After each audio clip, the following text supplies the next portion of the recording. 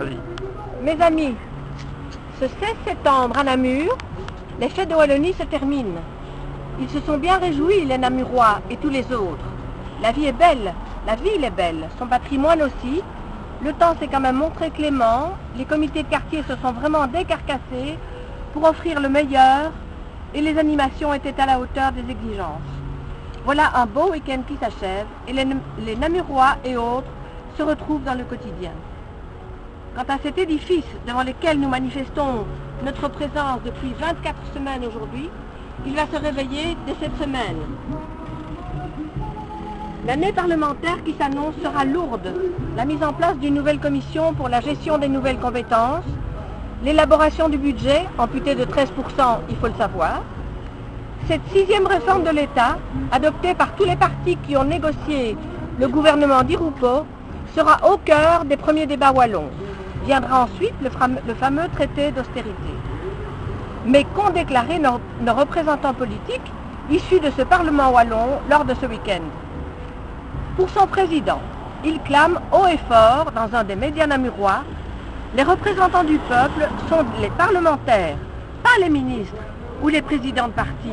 Mais comme on voudrait le croire, en réalité, qui a, dès le 3 mars 2012, au sommet sur la gouvernance économique, décrété que la Belgique signait ce traité dit d'austérité? Le premier lui-même, en engageant par le fait même tous les parlements et les entités fédérées sans avoir consulté les citoyens, ni les parlementaires d'ailleurs.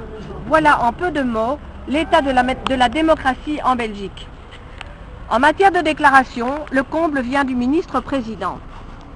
Il indique dans son discours sur la réforme de l'État qu'il en piaffe d'impatience, à condition de mobiliser autour d'un projet et que les citoyens doivent savoir que leur avenir dépend d'eux-mêmes.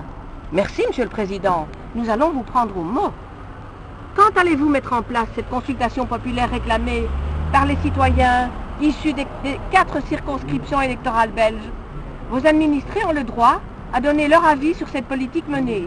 En effet, vous savez mieux que nous que dans quelques semaines, dans nos parlements régionaux et au Parlement fédéral, se discutera la 6e réforme d'État dans la loi de financement. Ce traité et cette réforme d'État inscriront ainsi dans nos lois fondamentales et dans notre Constitution des normes en termes de budget et de dette, beaucoup plus restrictives afin d'obéir à l'UE et ce, à tous les niveaux de pouvoir. Les conséquences seront portées financièrement par les citoyens, les contribuables, les allocataires sociaux, les travailleurs salariés ou indépendants, les utilisateurs des services publics qui paieront pour les risques pris par la haute finance sur les marchés financiers en spéculant avec l'argent du peuple. Avec l'adoption du TSCG et la loi de financement, le Parlement fédéral, les régions flamandes, bruxelloises, wallonnes, ainsi que les communautés cèdent leur principal pouvoir, leur principal moyen de contrôle démocratique sur l'exécutif et transfèrent la souveraineté de l'État belge sur nos budgets publics vers l'Europe.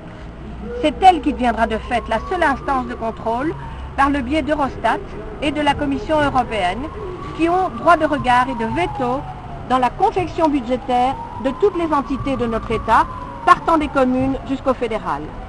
En étant à la manœuvre financière, l'Union européenne tient les cordons de la bourse et donne les ordres.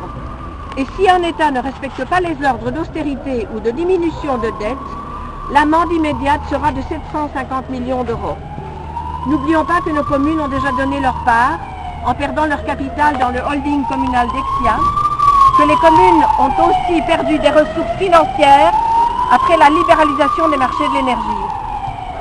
Pourtant, les communes et intercommunales sont reconnues comme étant les plus grands investisseurs publics et les plus grands créateurs d'emplois de notre pays.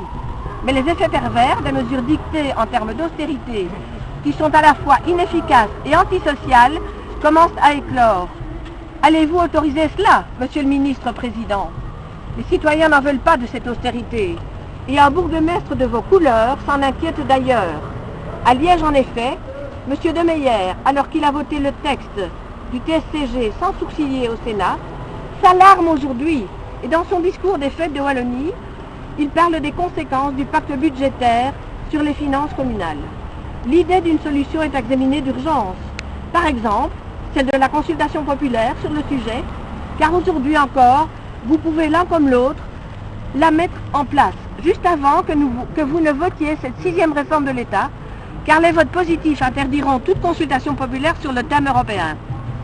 Il se fait en effet que la consultation populaire inscrite dans cette 6e réforme d'État est un piège grossier, puisqu'elle étouffe, ni plus ni moins, la réalité de notre fonctionnement politique actuel et futur, dans le sens où, je l'ai indiqué plus haut, en étant à la manœuvre en matière financière, l'Union européenne tient les cordons de la bourse et donne les ordres. En bon entendeur, à bientôt, messieurs les responsables wallons. Voilà. Bravo.